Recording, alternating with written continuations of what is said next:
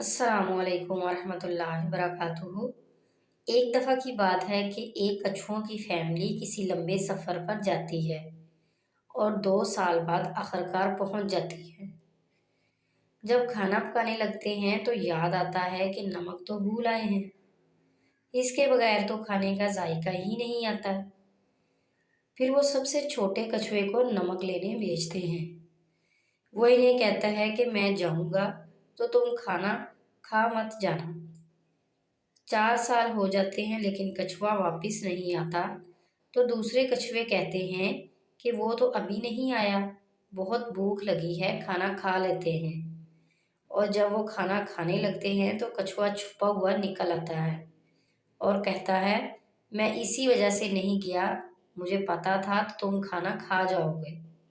मज़ीद अच्छी अच्छी सी वीडियोस के लिए हमारे चैनल को सब्सक्राइब करें, लाइक करें और शेयर करें। शुक्रिया।